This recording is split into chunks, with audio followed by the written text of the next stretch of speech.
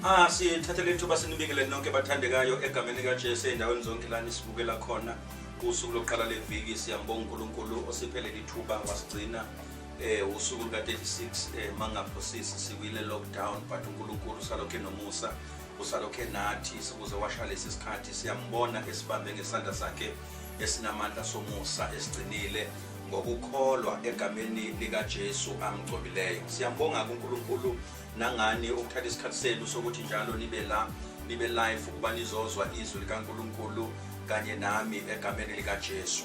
Ngiyafisa ke nje ukuthi ngaphandle ukuthi lule isikhathi quickly singene ezwini lenkosi sikhulume ngalo bese siyathandaza kuyisonto. Sizofunda incwadi kaDaniel chapter number 3 verse number 19. We are going to read a couple of verses up until verse number 27. Yes, verse number 27. Lakona kufundeka kanjena. Nebuchadnezzar was so furious with Shadrach, Meshach, Abednego that his face became distorted with rage. He commanded that the furnace be heated 7 times hotter than usual. Then he ordered some of the strongest men of his army to bind Shadrach, Meshach, Abednego and throw them into the blazing furnace. So they tied them up and they threw them into the furnace fully clothed. And because the king in his anger had demanded such a hot fire in the furnace, the flames leaped out and killed the soldiers as they threw the 3 men in. So Shadrach, Meshach and Abednego, securely tied, fell down into the roaring flames. But suddenly, as he was watching, Nebuchadnezzar jumped up in amazement and exclaimed to his advisors, "Did we not tie up 3 men and throw them into the furnace?" "Yes," they said, "we did indeed, your majesty." "Look," Nebuchadnezzar shouted, "I see 4 men unbound, walking around in the fire. They are not even hurt by the flames, and the 4th looks like a divine being." Then Nebuchadnezzar came as close as he could to the door of the flaming furnace and shouted, "Shadrach, Meshach, Abednego, servant of the Most High God, come out here." So Shadrach, Meshach and Abednego stepped out of the fire. Then the princes, prefects, governors, advisors crowded around them, and so that the fire had not touched them, nor a hair, nor on their heads was singed, and their clothes was not scorched.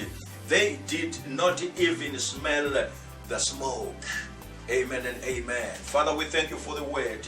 Okhuluma ngalo namhlanje siyabonga uNkulunkulu ukuthi namhlanje you are going to speak your word in our heart. You are going to speak your anointing and your power egameni nasegazini likaJesu. Sibekela abantwana bakho ke besangilalele emakhaya egameni kaJesu waseNazaretha. Amen.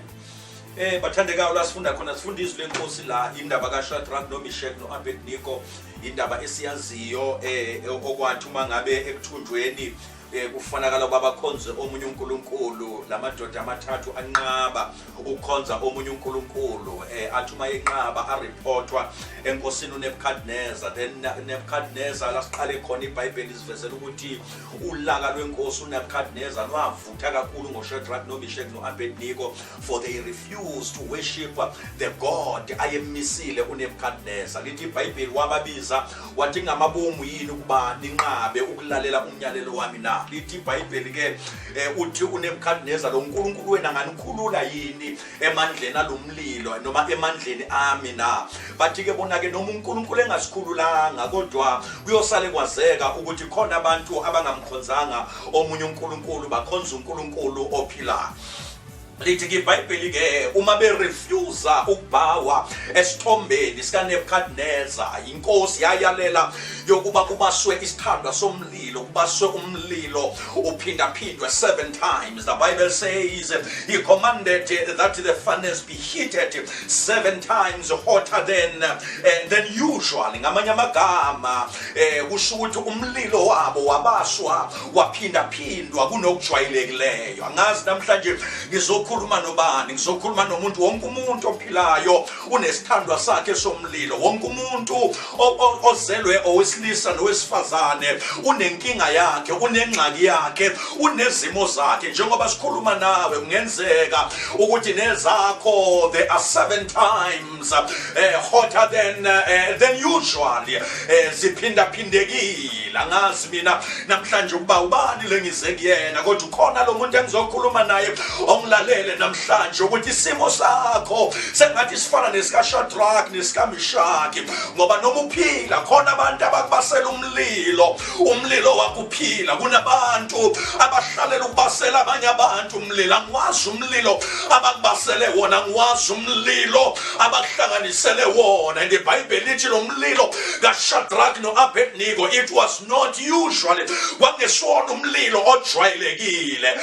Mntana sekhaya, nawe isimo sakho indlela esesenzeke ngayo ayisajwayeleki lento yakho, ayisajwayeleki lesimo sakho, ayisajwayeleki lengxaki yakho, ayisajwayeleki lenkathazo, ayisajwayeleki lesimo odlula kusona. But ngibona lamadoda azana noNkulunkulu, ahamba noNkulunkulu, but noma singajwayeleki isimo sethu, but we will serve no other God. Angeke simkhonze omunye uNkulunkulu, sizokhonza uNkulunkulu esimaziyo, lo nkulunkulu kaIsrayeli. Isimo sabo saphindaphindwa kaningi, isimo sabo samultiplywa, isimo sabo sandiswa kunokujwayelekile. Kodwa la madoda ngiwezwe enqaba ethi noma singaphindwa kodwa ngeke samkhonza omunye uNkulunkulu. Engathi namhlanje bengamemezela empilweni yakho ngithi nqaba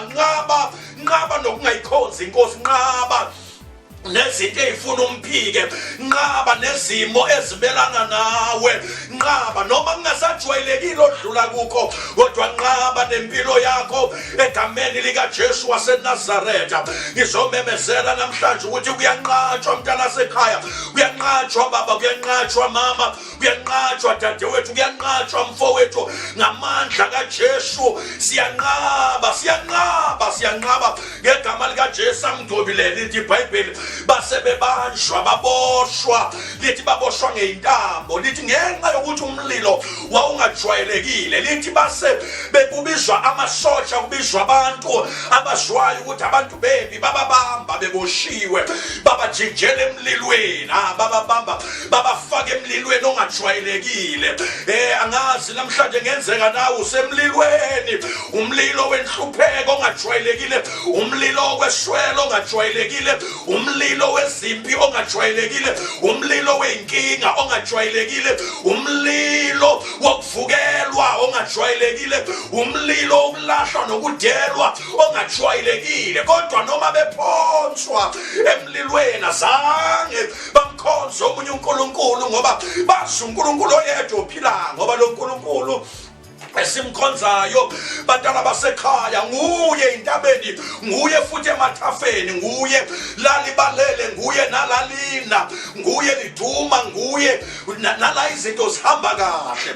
Lithuma bephonswa bese lithi iBhayibheli laba babaphonsayo kwaba yibona abashishwa amalangabi. iBhayibheli lithi amalangabi aqhuma ayeka laba baphonswayo ashisa laba babaphonsayo. Ngizothi kuwe namhlanje uNkulunkulu esimkhonzayo, laba bakufaka enkingeni yibo abazosha ngenkinga yakho, laba bakhalisile basazokhala nabo double, laba bahlekise ngawe izulu nabo lisazohlekisa ngabo, labo abakwenze walahlekelwa umsebenzi bakwenza wakhala, bakwenza walahlekelwa umshado wakho, bakwenza walahlekelwa izinto, isazophendula inkosi, ngoba lesimkhonza uyaphendula. Ezimeni akunandaba ukuthi uthatha isikhathi esingakanani, kodwa yena uyaphendula mase kuyisikhathi sokuphendula. Lithi kwasha abaphonsi kwavikeleka abaphonswa,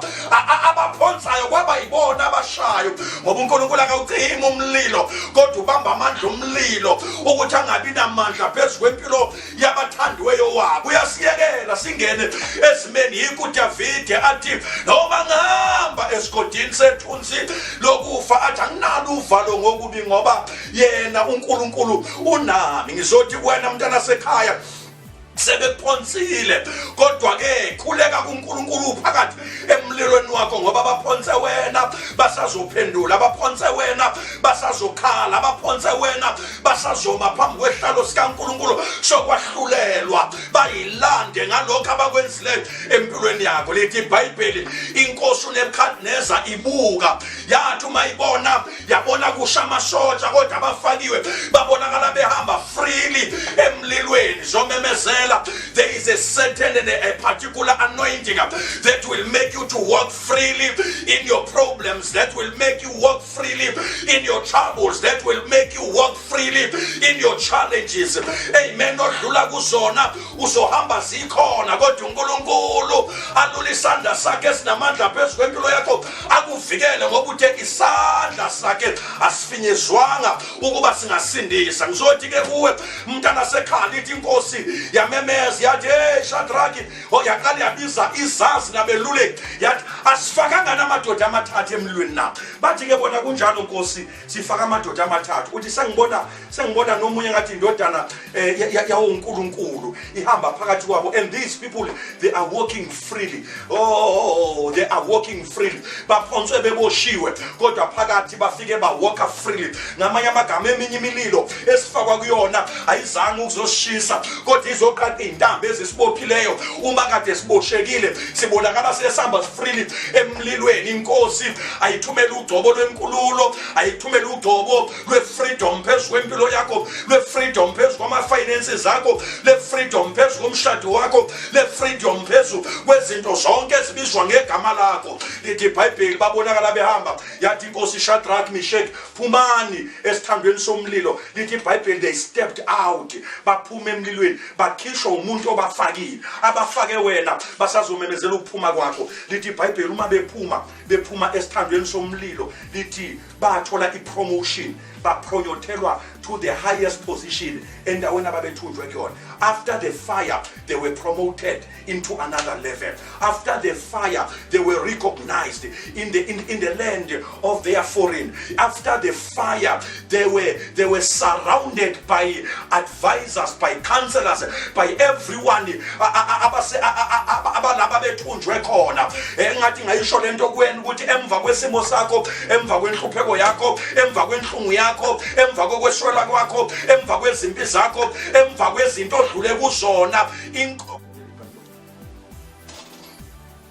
so inkosi izokwenza abantu abakuphosile kube yibona abamemezelayo, bamemezela ukuphuma kwakho. Inkosi izokwenza abantu abakufakile kube yibona abathi phumani. Mawuphuma uzophuma ungasafani naseqaleni. Ngathi ngayimemezela lento kuwena yokuthi uzophuma kulomlilo, uzophuma kule nkinga, uzophuma kule ngxaki, uzophuma kule nkathazo, uzophuma kulokweswela, uzophuma kulezi zimo. And mawuphuma uzobe ungasafani naseqaleni. Yikho phela iBhayibheli athi sengivivinyile athi ngizopuma senginjengegolide kulomlilo. uNkulunkulu uzokhipha la ungene khona. uNkulunkulu uzokwenza icebo lakhe ngoba uthi esivunguvungwini uthi unendlela yakhe. Uthi la kunesivunguvungu khona yena unendlela yakhe. Ngamanye amagama uzolula isandla sakho, impilo yakho angeke ifane naseqaleni egameni nasegazini likaJesu. May God bless you. uNkulunkulu akubusise ube nosuku oluhle. Ake sithandaze kanye nawe. Baba wethu ongcwele, Baba wethu onamandla onke, siyabonga dola lensindiso yethu. Sibonga ukuthi wena uNkulunkulu ophilayo, noNkulunkulu onqobayo, noNkulunkulu osenzela okuhle ngezikhathi zonke. Namba abantwana bakho Nkosi kade belalele kunamhlanje, ngiyabakhulekela egameni likaJesu ukuthi ube nabo, bagcine balondoloze, bafihle, ungavumi nabe endaweni la bekhona, banqobele Nkosi, banemlilo enhlobonhlobo, banezimo ezinhlobonhlobo. uNkulunkulu wethu ongcwele, ezinye ayisajwayeleki, zingaphezulu kwamandla abo, kodwa ngizodedela ugcobo oluzobagcina libavikele luze bakhiphe ngaphesheya. Bathi uma bephuma ngaphesheya bangasafani naseqaleni, ngamandla egama nangegazi likaJesu omgcobileyo waseNazaretha. In Jesus' mighty name, amen and amen. May the Lord bless you. Thank you so much for taking your time and watching. Egameni likaJesu uNkulunkulu akanigcine, anilondoloze, anifihle. Siphinde sihlangane, ungakhohlwa yokuthi njalo ngomsombuluko siyahlangana nawe, njalo ngolesithathu siyahlangana nawe futhi ungakhohlwa ukuthi ngesonto siyahlangana kanti kule viki sizobe sinemvuselelo but sizobe siyenza through WhatsApp. Wonke umuntu ofunayo kuba ingxenye lunguza nje la epage lami uzowabona ama details neposter yakho uhamba uyongena imvuselo enamandla esizoba nayo. Bonke abantu somela uNkulunkulu, bonke abantu abathi sifuna uNkulunkulu, bonke abantu abathi uNkulunkulu sifuna ukuzwa wena, hlangana na makhona wena khona mina kukhona uNkulunkulu ngiqinisile ukhona okusengenzeka. May God really bless you.